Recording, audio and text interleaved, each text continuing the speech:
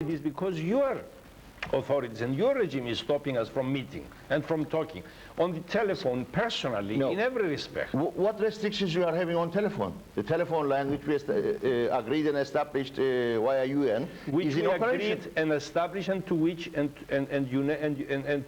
which I had the honor to inaugurate. Yes. We both of us talked. In your absence. You were not You here. didn't come to the inauguration. Well, I was not aware. I was not aware about the inauguration. We will not. We will not explain to the audience. What happened.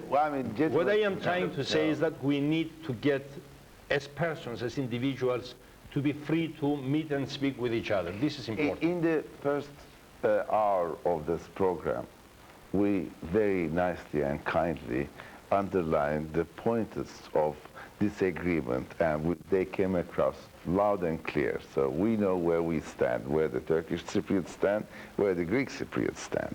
Now, I have to take a short break for the news, and when we come back, let's try to see whether there are any flickers of doors or windows open to start this wind flowing either way.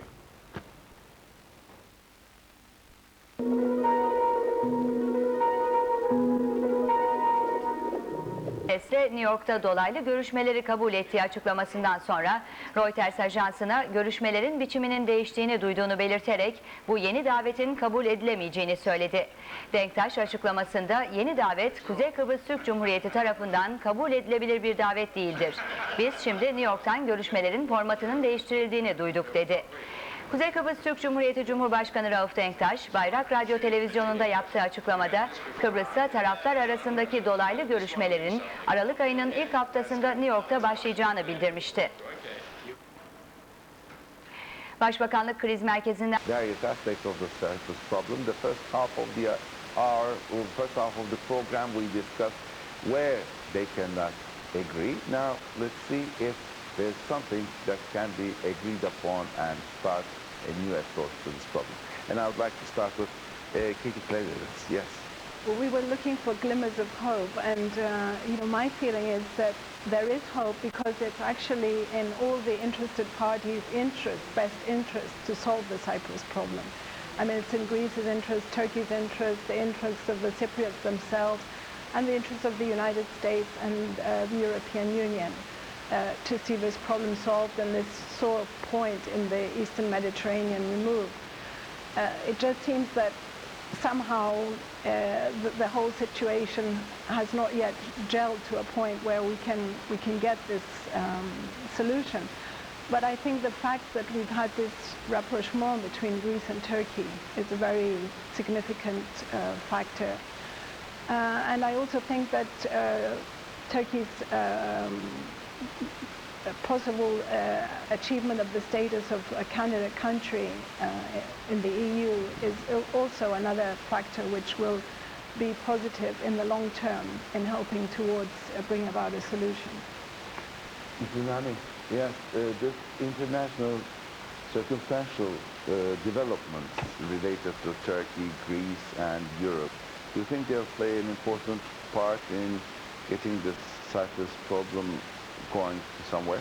Definitely, and I am very hopeful. I didn't mean to be pessimistic when I was saying that everybody is, or most of the people on both sides are happy, but that was just some analogy that might be the case. I mean, everybody is talking 30, 35 years and we are not coming to a result. It seems that there is something which we are missing, so we have to look more clearly. So in one of our last meetings when we were having, I think it was in the States recently, one top gentleman from the Greek community, I don't have to mention any names at this moment, but he said that we are ready to discuss a federal solution which will include elements of confederation. So when you are ready to discuss a federal system with the elements of confederation, we are starting to play with the words, because when we talk with federal or confederal, when you took to the literature, there is not really a big difference. However, there was a proposal by our president, Mr. Denktaş, last year about a confederal issue, and it was rejected without being studied, because if we delete the heading, underneath is everything that we are talking, that we are almost agreeing that we have to be equal, this and that. What we are talking about the day after is already mentioned there. So why not call it federal as it was written also in the agreement? Let me tell you, Why Konstantinos. change the title? Let me tell you, Konstantinos, I was one of the most ardent believers of federalism. But when I discussed the matter with the EU officials, we understand that the EU is a club of states. And because of our past fears and anxieties, we are afraid that when you have this direct access, and we are just a federal branch of the existing government, we cannot safeguard our rights. This is a genuine Why thing. then did you sign your names in 1977 under a paper which was speaking of a federal country? Because at that time EU perspective was not existing. It was This is what came into the happens all picture the later. time. We are shifting the ground. Yeah. I agree. The content of the proposal last year was entirely acceptable. But then it was called confederal when nobody can really see a trigger word. And when confederal has never been agreed, it has been written as federal. Now I reverse the question. If this was totally acceptable, the content, Yeah. what does the title matter? What do you know about federalism and confederalism? Please, do you know a country in the world which is federal and another which is confederal? Can you give examples? Yes, we can. There are no such. We know, and the practice is sometimes the vice versa. In other words, there are confederal states like Canada that are acting like federal, like Switzerland that are acting like a federal state, and vice versa, there are federal states which are acting like more like a confederal. But that's besides the point. Can I butt in a question? Now, again, we are going back to square one, which is the confidence and the anxiety. Now, if the Turkish Cypriots are willing to join the Greek Cypriots in one way or the other, with certain fears of federalism, which may incur on their relations with the EU, would the Greek Cypriots be willing to give them securities for any misuse of these rights or their rights as a federal group? It goes without saying that in pursuing a solution, I said before when I first spoke that the solution must not only fit both sides, it must also fit the overall scheme of things, or overall country. One reasonably recognizes that if neither side feels totally secure after a solution, it is probably better to not pursue this solution. Security is of paramount importance to both sides. The problem was raised by Mr. Hadjikyriacos before. We are not talking either at the political level, at the top political level, or at the community level. I do not have the opportunity to pick up the telephone and to telephone any one of these friends of mine and meet with them after 1 hour, any day, any time, to go to their houses for dinner, for them to come to my house for dinner, to get to know each other on a personal level so that we can then abandon the communal or the racial or the religious, no, there is no religious level, the communal or racial level, to disagree with each other because we happen to disagree like I disagree with another Greek Cypriot. This opportunity we don't have. And this is, you said you're going to devote the last part of this to ask what we must do. The first thing we must do is to establish communication between us. This I have been saying for many years. Mr. Kudus, how can this communication be established? Well, this communication is very to establish. Let's sign a roaming agreement between our GSM systems. We can shake hands on that now. If your side is We're going to solve the Cyprus problem. No, I already. We suggested it in Istanbul, do you remember? Are we going to solve the Cyprus problem over the phone? No. Because my impression is that people Well, like it Mr. may Denktaş, be a good starting point. If I may make a remark on this point. People like Mr. Denktaş are the ones who are preventing you, preventing me, preventing Mr. Loros from meeting, from having dinner, from getting together, from doing things that human beings are doing together. People like Mr. Denktaş and the group of the Turkish workers community who are benefiting from this situation. Sorry. If you excuse me, Mr. State, you are saying that Mr. Denktaş is preventing me or the others to get in touch with you. I fully disagree with you. It's 20 years, President Denktash is not preventing anyone. There's a government decision, which is full authority in the northern part of the island, suspending the bi-communal contacts after the Luxembourg summit, because these bi-communal contacts has been abused in order to bypass the first track. Now the first track of diplomacy is not working. The job of the second track is to facilitate the work of first track.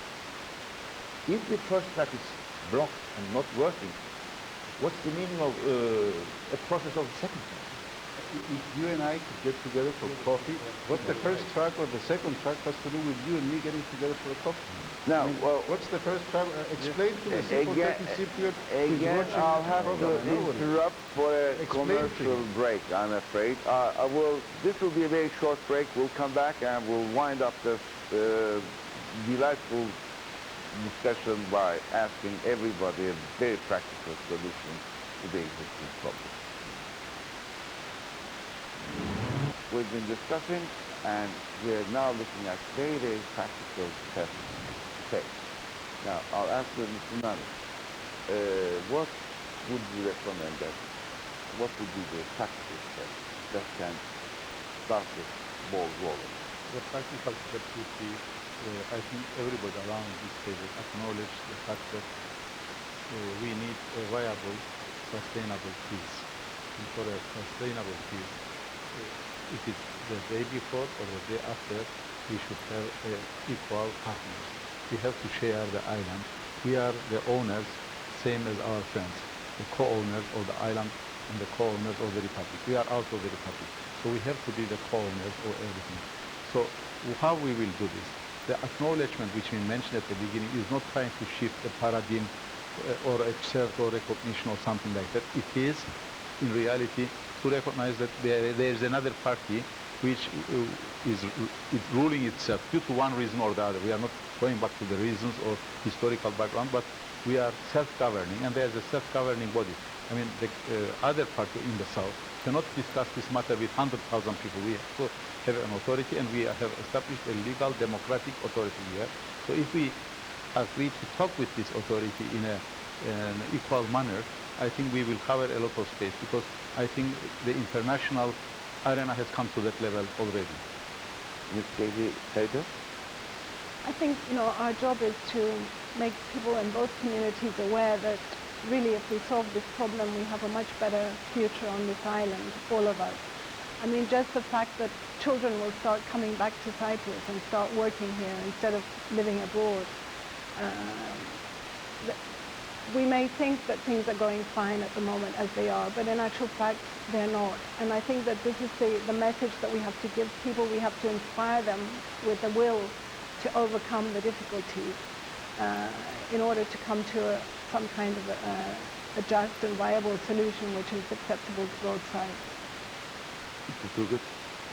Well, after pointing out so many differences of opinion and way of approaches to this conflict,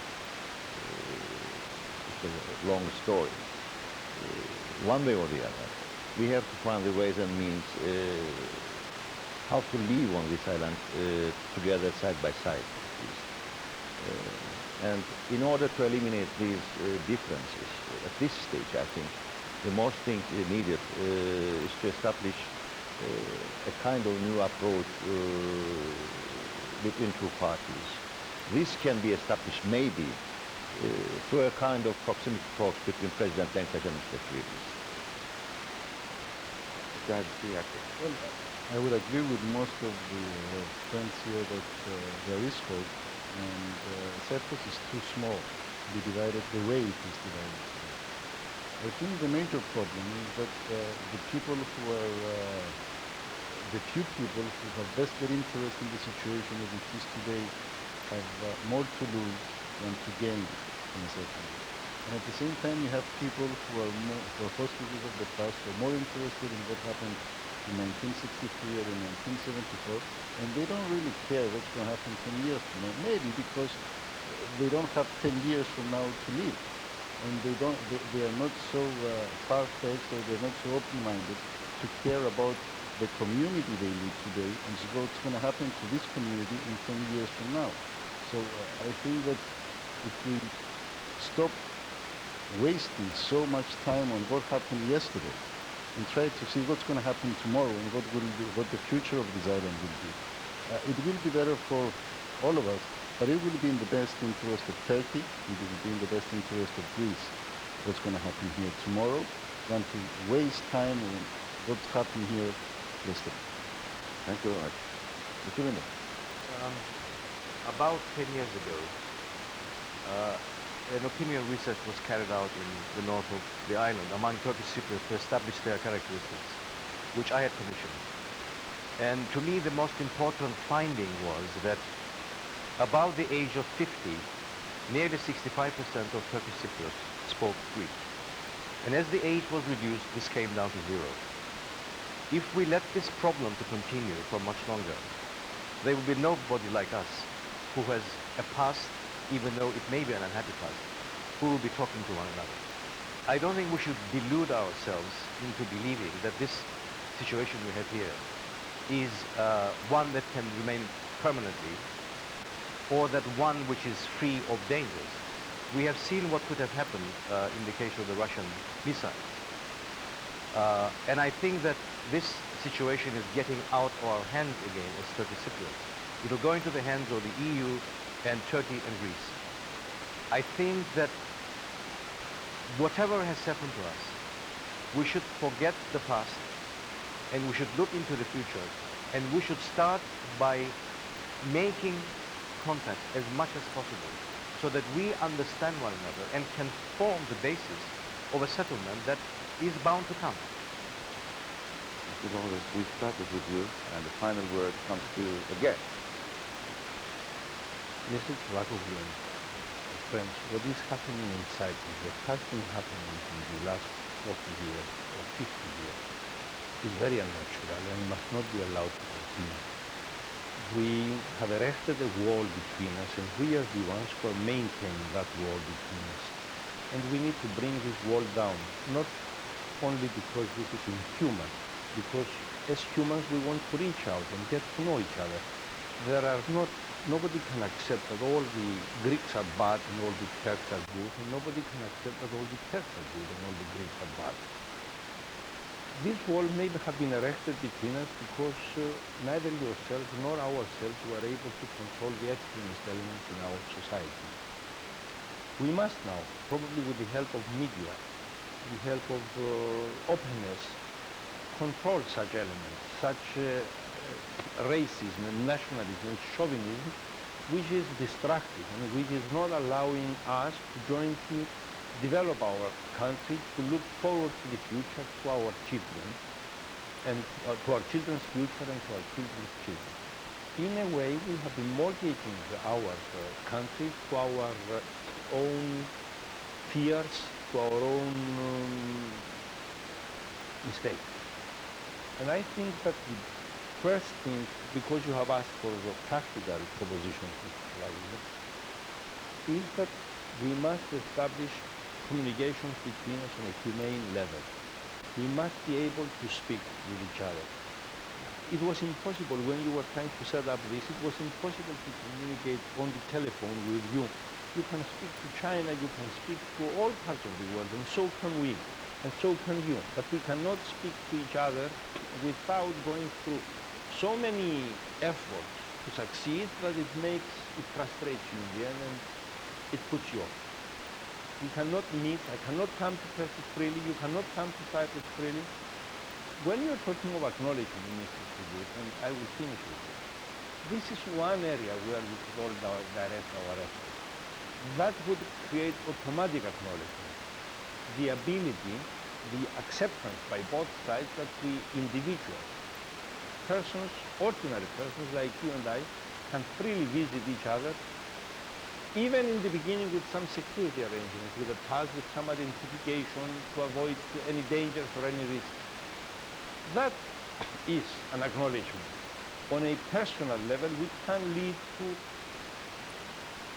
our communal acknowledgement. I think this is where the Cyprus problem is revolving now. More than it is revolving on the political decision, the politicians are expecting to hear from the people. And I think we must send this message.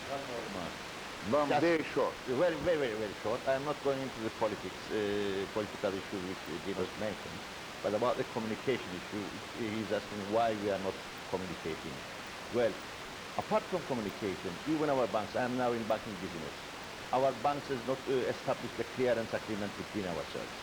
We have been to the United States last year, together with Greek Cypriot bankers, and discussed certain issues, and You have certain... story to me before. No.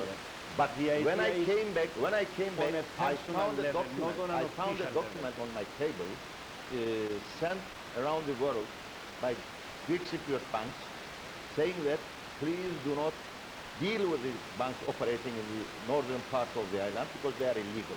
And if you do that, your reputation may be harmed. That's what you have done. One feels sorry for that, but my suggestion is to start on the personal level. My suggestion is that I should be able to visit you for a coffee, and you should be able to come to me for lunch and dinner anytime you like. Well, I think everyone has underlined the importance of communication. At least this tiny program, with short scope, was able to get Turkish and Greek Cypriots to talk to each other. Therefore, I'm very honored to chair this first ever television program bringing together the two sides. And I'm also grateful to Ms. Katie Kleidas, Mr. Konstantinos Lordos, and Mr. Andreas Hadjikyriakou, I'm sorry about that, and to my Turkish friends, Mr. Munir Şeker Turgut and Erbel Nani for participating in this program. I hope this is not the first and the last program. We hope if we can feel that we can contribute to this desire of communication, we hope to continue these programs in the future. Have a good night.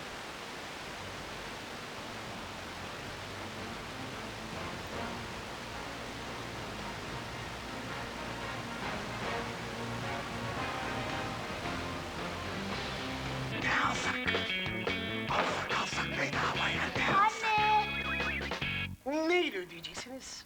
Bonus kartla. Ne kadar bonus birikmiş? 30 milyon. Harcayacak mısınız? Biriksin.